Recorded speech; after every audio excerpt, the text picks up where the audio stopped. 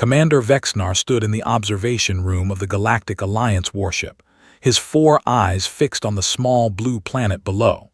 For 3 standard cycles, his fleet had been stationed near this unremarkable system, watching the species that called themselves humans.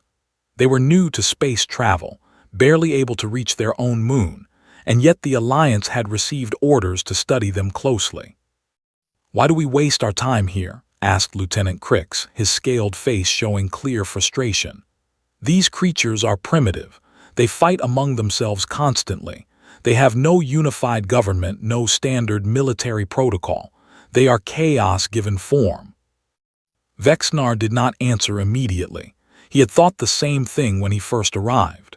The Torvax Empire, his people, had unified their world 10,000 years ago. They had perfect military discipline. Every soldier knew their exact role. Every battle followed established patterns. This was how civilized species operated. But something about the humans troubled him, something he could not explain. "Play the recording again," Vexnar commanded. The holographic display activated, showing footage their drones had captured. A human conflict in a place the natives called Vietnam. Vexnar had studied thousands of battles across hundreds of worlds. He understood warfare better than most beings in the galaxy. But what he saw in this recording made no sense to him. The humans were fighting in a dense forest. One side had massive technological superiority. They had flying machines, explosive devices, and advanced communication systems. By every standard military calculation, they should have won quickly and easily. But they did not win, not quickly, not easily. The other side, the ones with inferior technology, did something Vexnar had never seen before. They dug tunnels. Not just simple tunnels, but entire underground cities. They hid in trees. They disguised themselves as farmers. They attacked and then vanished like ghosts. They used the land itself as a weapon. "This makes no sense," Crix said. "Our military doctrine clearly states that the side with superior firepower achieves victory. This is basic logic. This is how war works across the galaxy." "And yet," Vexnar said slowly, "they lost. The superior force lost." He switched to another recording. A different conflict. A different time. A place called Afghanistan. Again, he saw the same pattern. A powerful army with advanced weapons faced opponents who had almost nothing. Again, the powerful army struggled. Again, the weaker force found ways to fight that no standard military manual would ever teach. "They use animals," Crix observed, his voice filled with confusion. "They strap explosives to animals. This is insane." "Is it?" Vexnar asked. "Or is it brilliant?" He had spent his entire career following the rules of war. The Torvax military code was ancient and respected. When 2 fleets met in space, they announced themselves. They exchanged formal challenges. They fought in organized formations. This was honorable. This was proper. The humans did none of these things. Vexnar switched to another recording. This one was older, from a human conflict called World War II. He watched as human soldiers landed on a beach while defensive positions rained death upon them. Thousands died in minutes. By any rational calculation, they should have retreated. They should have surrendered. They did not. They kept coming, wave after wave. They crawled over the bodies of their fallen companions. They screamed and cried and bled, but they did not stop. And eventually, impossibly, they won. "Their psychology is broken," Crix said. "No sane species would continue an attack with such casualties." "Their psychology is not broken," Vexnar replied. "It is simply different from ours." He had read the human histories now. He had studied their wars going back thousands of years, and he had discovered something that chilled his blood. The humans had never stopped fighting, not once in their entire history. They fought over land. They fought over resources. They fought over ideas. They fought over things that had no physical value at all.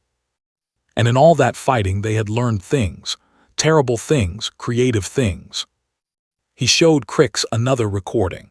This one was from a human conflict in ancient times, in a place called Greece. A small group of human warriors faced an army that outnumbered them greatly. The small group chose a narrow passage between mountains and the sea. In that narrow space, their enemies' numbers meant nothing. 300 warriors held off hundreds of thousands. They used the terrain, Vexnar said. They turned their weakness into strength. This is not how war is conducted, Crix insisted. There are rules, there are protocols. The humans do not care about protocols. They care about winning. Vexnar pulled up more files. He showed Crix humans using disease as a weapon, catapulting infected bodies over castle walls. He showed them flooding valleys to drown armies. He showed them setting rivers on fire with something they called Greek fire. He showed them building fake armies out of inflatable materials to fool their enemies. They are monsters, Crix whispered. Perhaps, Vexnar agreed, but they are effective monsters. The Alliance had been at war with the hierarchy for 300 years. The conflict had become a stalemate. Both sides followed the same military doctrines. Both sides knew what the other would do. Every battle was a careful calculation of forces and positions. Nothing ever changed. But these humans, they changed everything. Every war they fought was different from the last. They invented new weapons. They developed new tactics. They found ways to win that no one had ever imagined. Contact Alliance Command, Vexnar said suddenly. Crix looked at him with surprise. Sir, I am going to recommend something that has never been done before. I am going to recommend that we bring human military advisors into our conflict. The Council will never approve this. Humans are primitive. They are not even full members of the Alliance. The Council will approve it when they see what I have seen. Vexnar turned his 4 eyes back to the blue planet. These humans have something we lack, something we need. They have imagination in warfare. They think of things that no one else would ever consider. That is because they are insane. No, Lieutenant, that is because they are survivors. They have fought and killed each other for their entire existence. They have refined the art of war in ways we cannot comprehend. And now, Vexnar paused, a strange feeling in his chest. Was it fear? Was it excitement? Now I want them to teach us.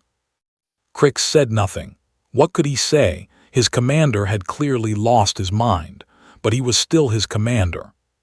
Send the message, Vexnar ordered. Tell the Council that we have found something unexpected. Tell them that the humans may be the key to ending our war. Tell them that their soldiers practice something we have never encountered before. What shall I call it, sir? Vexnar thought for a moment. He had studied the human language files. He knew what they called their approach to conflict. It was a simple phrase, but it carried the weight of millennia of blood and death and triumph. Tell them, he said, that the humans practice something called creative warfare, and tell them that I am formally requesting immediate training. The message reached Alliance Command in 3 days. It caused immediate controversy. The idea of learning from a primitive species was offensive to many Council members. The Torvax had been fighting wars since before humans learned to use fire. The Velari had conquered entire systems while humans were still living in caves. Why should the great races of the Alliance humble themselves before these newcomers? But Vexnar had included his recordings. He had included his analysis. And slowly, grudgingly, the Council members watched. Admiral Thesix of the Velari was the first to speak after the recordings ended. Her crystalline form flickered with colors that indicated deep thought. This is troubling, she said. These tactics are dishonorable. They are effective, replied General Morath of the Kren. His massive form shifted in his seat. I have reviewed the data. The humans win wars they should lose. They survive conflicts that should destroy them. There is value here. Value in dishonor? Thesix asked. Value in victory, Morath answered. We have fought the hierarchy for 300 years. How many of our soldiers have died in that time? How many worlds have we lost? Perhaps it is time to try something different. The debate continued for hours, but in the end, the council reached a decision. They would send a delegation to Earth. They would ask the humans for help. They would request training in this strange new form of warfare. And everything would change. On Earth, the message arrived at the United Nations headquarters on a quiet Tuesday morning. The Secretary General read it 3 times before she believed it was real. Aliens, real aliens, asking humanity for help with their war. She called an emergency meeting of the Security Council. Then she called in the military advisors. Then she called in the experts on tactics and strategy from a dozen different nations. "They want us to teach them how to fight?" asked an American general, his face showing complete disbelief. "Apparently," the Secretary General replied, "they find our methods creative." "Creative," the Russian representative repeated. "That is one word for it." The discussion went on for days. Some wanted to refuse. They argued that humanity should not get involved in alien wars. Others wanted to accept. They saw this as an opportunity to gain technology and allies. In the end, humanity did what it always does. It argued, it debated, it disagreed, and then finally it made a decision. They would send their best. They would teach the aliens everything they knew, and they would show the galaxy what humanity was capable of. The first team of human military instructors launched into space 3 months later. Among them was Colonel Sarah Chen, a specialist in unconventional warfare. She had fought in jungles and deserts. She had trained resistance fighters on 3 continents. She had written books on guerrilla tactics that were studied in military academies around the world. And now she was going to teach aliens how to fight dirty. As her shuttle rose through the atmosphere, Chen looked back at the Earth below. She thought about all the wars her species had fought, all the blood they had spilled, all the terrible things they had done to each other. Maybe now, she thought, all of that suffering would mean something. Maybe now, humanity's darkest gift would help save others. Or maybe it would just spread more chaos across the stars. Either way, she was going to find out. Colonel Chen's first impression of the aliens was that they were very, very confused by her. She stood in the briefing room of the Alliance warship, facing 200 alien soldiers from a dozen different species.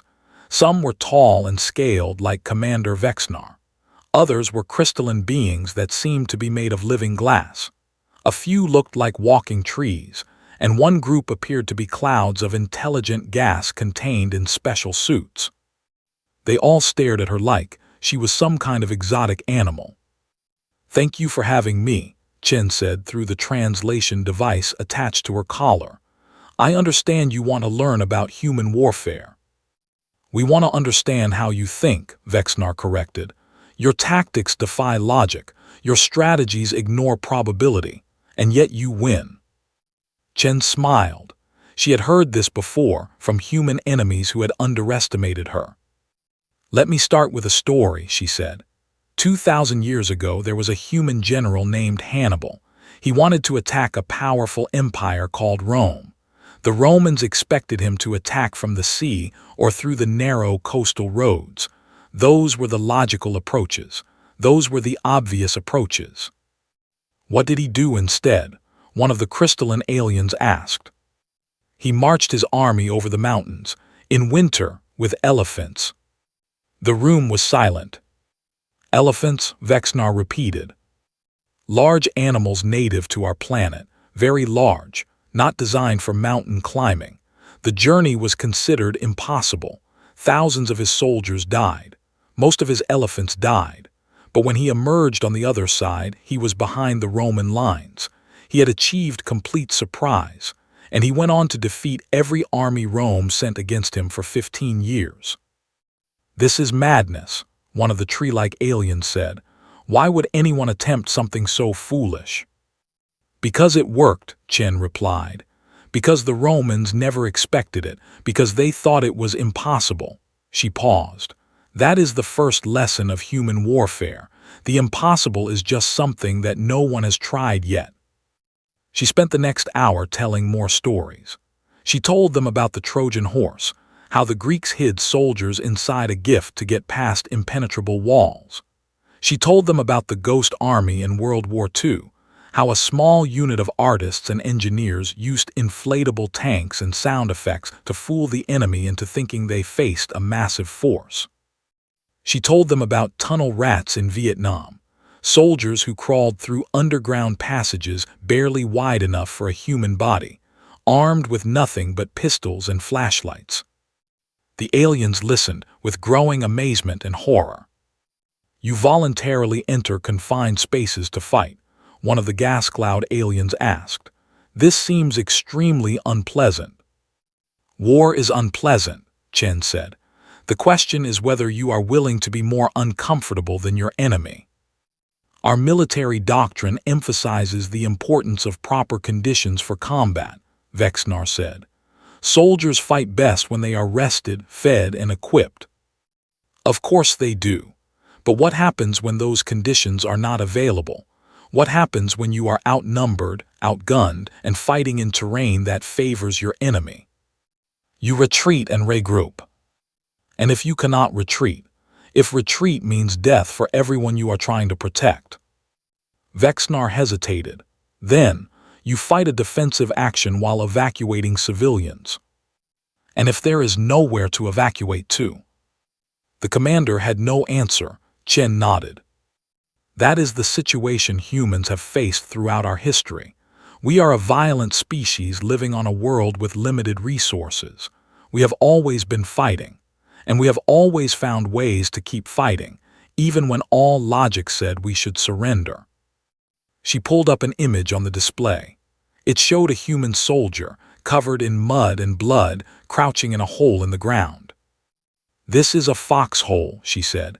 "A simple hole dug in the dirt. When we have nothing else, we dig into the ground and we fight from there. We turn the planet itself into a weapon." "The ground is not a weapon," one of the crystalline aliens said. "It is simply terrain. Everything is a weapon if you use it correctly. The ground, the weather, the darkness, the enemy's expectations, their fear, their overconfidence." Chen smiled again. "That is the second lesson. There are no rules except victory." The aliens murmured among themselves. Chen could see that some of them were disturbed by what she was saying. Good. They needed to be disturbed. They needed to understand that human warfare was not about honor or tradition. It was about survival. "I have a question," Vexnar said. "In our wars, both sides follow established protocols. We announce our intentions. We fight in recognized formations. There is a certain dignity to combat. Do humans have any such traditions?" Chen thought about this for a moment. "We have many traditions," she said. "Some of them are even honorable. We try to treat prisoners humanely. We try to protect civilians. We try to minimize unnecessary suffering." She paused. "But those traditions only apply when both sides agree to follow them. When one side does not, when they attack civilians or torture prisoners, then all traditions are abandoned. Then we do whatever is necessary." "Whatever is necessary," Vexnar repeated. "Whatever is necessary," Chen confirmed. "No matter how horrible, no matter how desperate, we will set cities on fire, we will poison water supplies, we will use weapons that cause suffering for generations." Her voice dropped. "We are not proud of these things, but we are capable of them, and any enemy who forgets that learns a very hard lesson." The briefing continued for several more hours. Chen told them about siege warfare and night raids, about propaganda and psychological operations, about sabotage and assassination. She explained how humans had learned to use every advantage, no matter how small, and to exploit every weakness, no matter how slight. By the end, the alien soldiers were looking at her differently. The confusion was still there, but it was mixed with something else. Respect, perhaps, or fear, maybe both. As she left the briefing room, Vexnar stopped her. "Colonel Chen," he said, "I must ask you something." "Of course, Commander."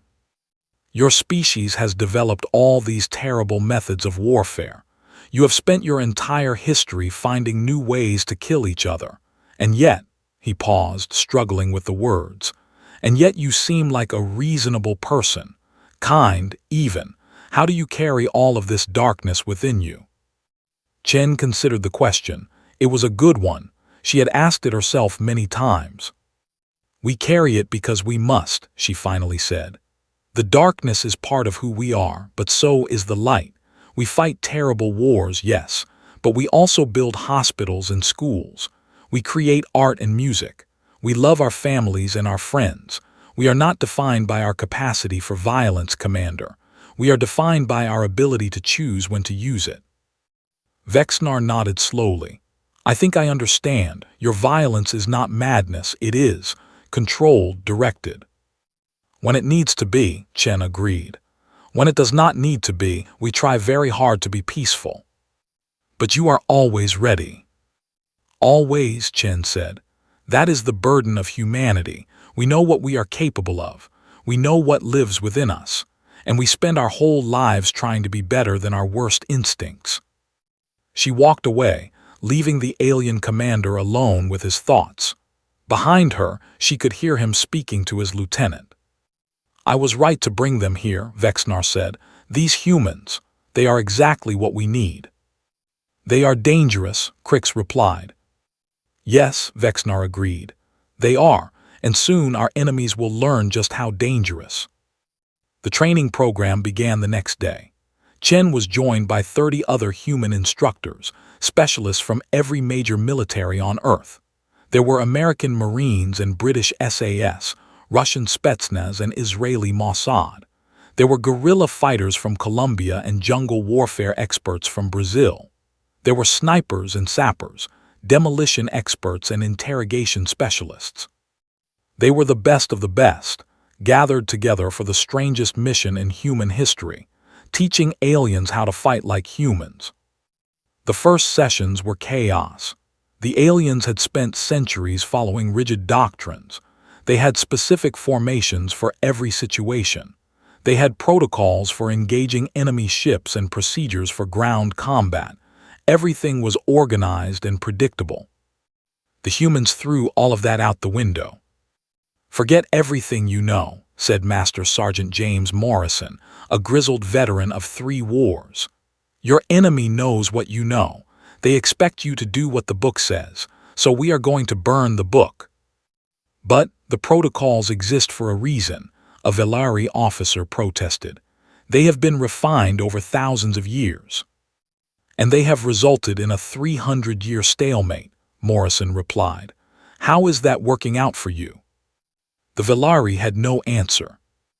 Morrison started them with simple exercises, hide-and-seek games, ambush drills, night operations where the aliens had to navigate by sound alone because their visual sensors were disabled.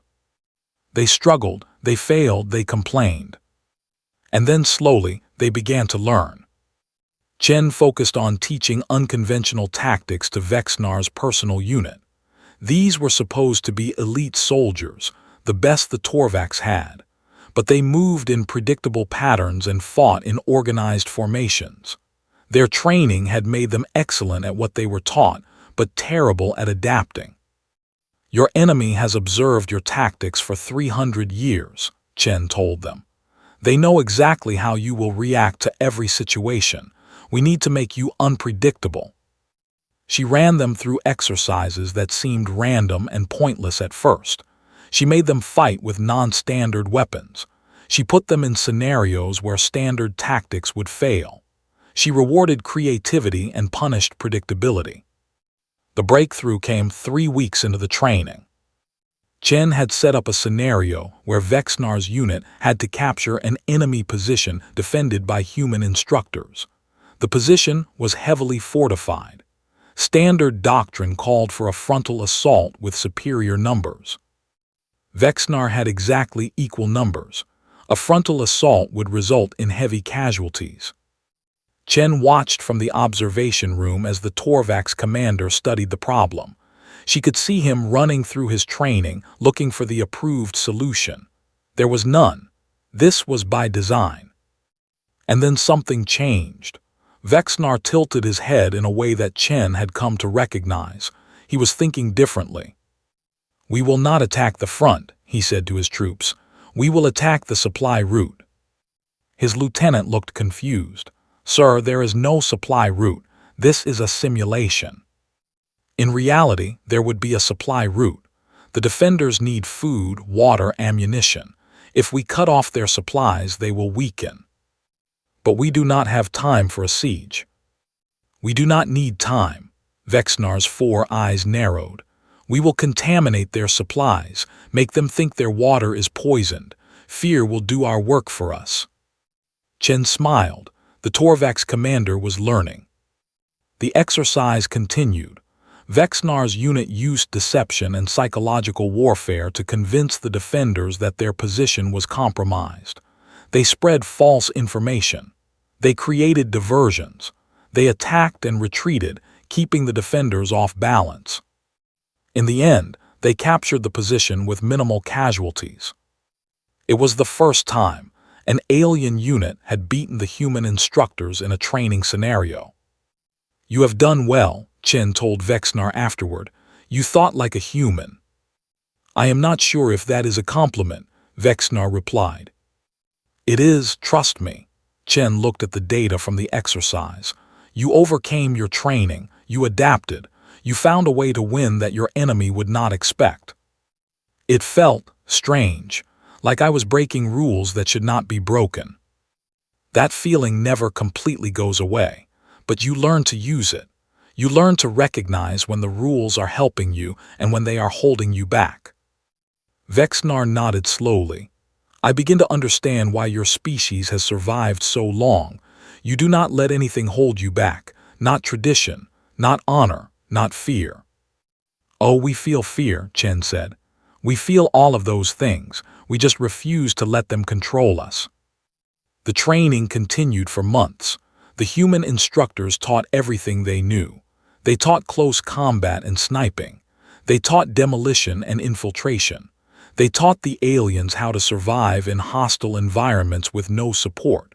They taught them how to turn everyday objects into weapons. But most importantly, they taught them how to think. "The greatest weapon is the mind," Chen told them. "Technology can be matched, numbers can be overcome, but an enemy who thinks differently than you expect, that enemy is truly dangerous." The aliens absorbed the lessons with varying degrees of success. Some species adapted quickly. Others struggled with concepts that went against their entire way of thinking. A few gave up entirely, unable to accept methods that seemed dishonorable. But enough of them learned, enough of them changed. And when the training was complete, the Alliance military was no longer the same. The first test came 6 months later.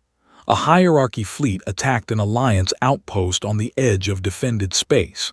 Standard doctrine called for a defensive response, with reinforcements arriving in a carefully calculated pattern. Admiral Thesix, who had been skeptical of the human training program, decided to try something different. Instead of defending the outpost, she abandoned it. She pulled her forces back and let the hierarchy take the position. The enemy commanders were confused. This was not how the Alliance operated. There must be a trap. There was no trap, not an obvious one anyway. The hierarchy occupied the outpost. They began fortifying it for future operations. They brought in supplies and equipment. They committed significant resources to holding their new prize. And then Thesix struck. Not at the outpost. She struck at the supply lines, at the support ships, at the communications relays.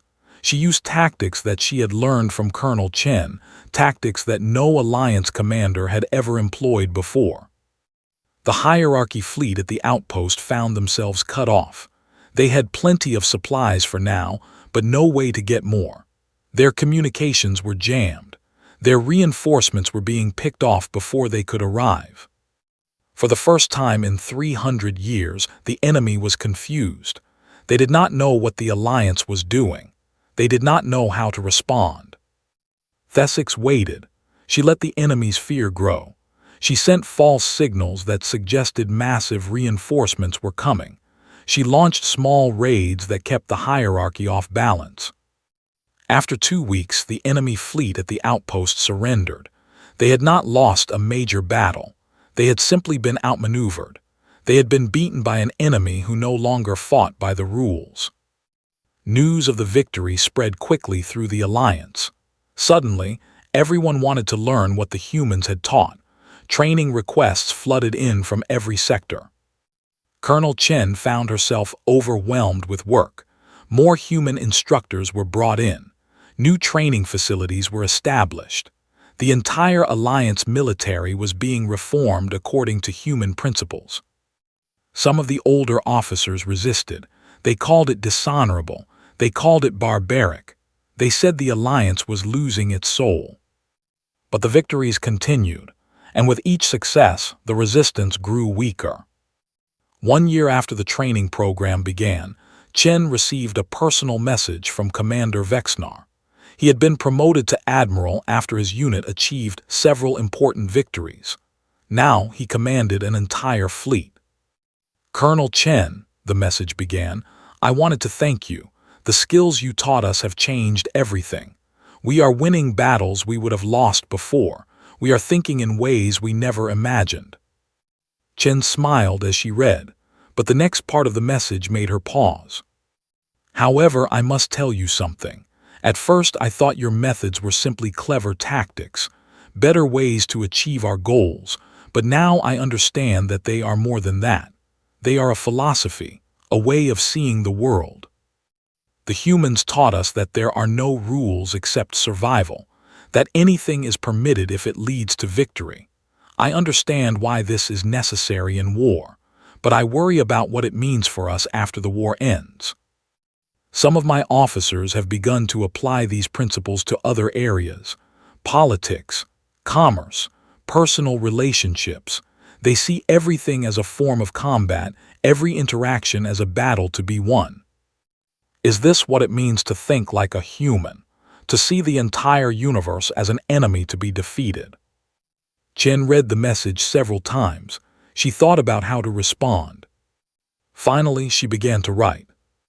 "Admiral Vexnar, you have asked an important question, and I am glad you asked it because it means you have truly understood what we taught you. Yes, human warfare is ruthless. Yes, it permits almost anything in pursuit of victory, but the key word is almost. There are limits. There must be limits. We fight dirty because sometimes we have to, but we do not forget why we are fighting. We do not lose ourselves in the darkness. The purpose of war is peace. The goal of victory is to make fighting unnecessary. If we fight in ways that make peace impossible, then we have already lost, no matter how many battles we win. Use what we taught you to defeat your enemies, but do not let it consume you. Remember who you were before the war. Remember what you are fighting for." That is the final lesson, Admiral, the hardest lesson, the one we are still learning ourselves. Be dangerous, be unpredictable, but never forget how to be kind. She sent the message and sat back in her chair. Outside her window, she could see the stars of the Alliance. Somewhere out there, beings were fighting and dying using tactics that humans had taught them. For better or worse, humanity had changed the galaxy forever. She hoped they had made the right choice. She hoped the aliens would remember the final lesson. And she hoped that, when the war finally ended, there would still be something worth fighting for. The war with the hierarchy ended 3 years later. The final battle was unlike anything the galaxy had ever seen. Admiral Vexnar led the combined Alliance fleet against the enemy's home system. The hierarchy had fortified it for centuries. Every approach was defended. Every weakness had been covered. By traditional calculation, taking the system would require years of siege and cost millions of lives. Vexnar did not fight a traditional battle. He used infiltrators to plant doubt among the enemy commanders. He staged fake attacks to draw defenders away from key positions. He launched simultaneous strikes at targets throughout the system, overwhelming the enemy's ability to respond. And in the center of it all, he used a tactic that Colonel Chen had called shock and awe. He concentrated his firepower on a single target, the enemy command station, and destroyed it in a single devastating strike. With their command structure gone, the hierarchy forces fell into disarray. Within hours, the battle was over. Within days, the war was over. The Alliance had won. The victory celebration lasted for weeks. Across the galaxy, beings of every species rejoiced. The 300-year war was finally finished. Peace had come at last. Colonel Chen was invited to the formal treaty, signing as a guest of honor. She stood alongside the alien admirals and generals who had once been her students. They looked at her with something like awe. "You changed everything," Admiral Thessex told her. "Before you came, we were losing. We had been losing for centuries, and then your people showed us a different way." "We just showed you what you were capable of," Chen replied. "You always had the potential. You just needed permission to use it." Vexnar joined them. His 4 eyes reflected the light of the celebration around them. "Colonel Chen," he said, "I never properly answered your last message. You asked us to remember kindness, to not lose ourselves in the darkness." "Did you remember?" Chen asked. Vexnar was quiet for a moment. "It was hard. There were times when I wanted to do terrible things, when I could see ways to win that would have cost millions of innocent lives, when victory seemed more important than anything else." "What stopped you?" "You did your lesson, the final lesson." Vexnar looked at the beings celebrating around them. "I kept asking myself, what am I fighting for? What will be left when the war is over? If I destroy everything to win, then what have I really won?" Chen nodded slowly. "That question is the most important one, more important than any tactic, more important than any weapon. I understand that now, and I want to thank you, not for teaching us how to fight, but for teaching us why to fight, and when to stop." The celebration continued around them. Species that had been enemies for generations were learning to be neighbors. The galaxy was healing. And in the middle of it all, a small group of humans watched with mixed emotions. They had taught the galaxy how to fight like humans. For better or worse, that knowledge would never be forgotten. Future wars would be fought with human ruthlessness and human creativity. The galaxy would never be the same. But they had also taught something else, something more important. They had taught the galaxy that victory without purpose was meaningless, that power without compassion was empty, that the strongest warriors were the ones who knew when not to fight. Colonel Chen looked up at the stars. Somewhere out there, her species was still learning these lessons, still struggling with their own darkness, still trying to find balance between their capacity for violence and their capacity for love. Maybe that was the true gift humanity had given the galaxy, not their tactics or their weapons or their ruthless creativity, but their experience, their centuries of learning what war really cost, their understanding that the greatest victory was not defeating your enemy, but building something worth defending. She smiled and raised her glass with the others. "To peace," she said. "To peace," the aliens echoed. And for the first time in 300 years, the galaxy was quiet. 5 years after the war ended, a new ship entered Earth's orbit. It was an Alliance diplomatic vessel, carrying representatives from a dozen species. They had come to make an announcement. The United Nations assembled to hear them. Leaders from every nation gathered to witness this historic moment. Admiral Vexnar, now retired and serving as a diplomatic envoy, stepped forward to speak. 5 years ago, humanity taught us how to win our war. You showed us methods that we had never imagined, tactics that defied our understanding, a philosophy of warfare that transformed our entire civilization. Today, we have come to repay that debt." He gestured, and the alien representatives came forward carrying containers of various sizes. "These are gifts from the Alliance, technology that we have developed over thousands of years, medical advances that will cure diseases your species has never been able to treat, energy systems that will solve your power needs for centuries, knowledge from 100 worlds freely given. The human leaders stared in amazement. "We do this," Vexnar continued, "not because we owe you. We do this because you showed us something we had forgotten. You showed us that the greatest strength comes not from power but from wisdom, not from weapons but from understanding. Your species is young, you have made many mistakes, you will make many more, but you have something that the oldest species in the galaxy had lost: hope, creativity, the belief that tomorrow can be better than today. You taught us how to fight, now let us teach you how to build. Together there is nothing we cannot achieve." Colonel Chen, now a general, stood at the back of the assembly. She watched as the alien gifts were presented. She saw the hope in the eyes of her fellow humans, the fear, the wonder. They had started this journey to teach aliens how to make war. Now they were being welcomed into a community of peace. Strange, she thought, how things work out. She thought about all the humans throughout history who had fought and died, all the terrible things her species had done to each other, all the darkness they had carried. And she thought about all the light, the kindness, the love, the stubborn refusal to give up even when everything seemed hopeless. That was humanity's true gift, not their violence but their hope, not their weapons but their dreams. The aliens had seen it, the galaxy had recognized it. And now, finally, humanity was ready to take its place among the stars. Not as warriors, not as conquerors, but as teachers, as learners, as friends. General Chen smiled and walked forward to join the celebration. The future was waiting. And for the first time in human history, it looked bright.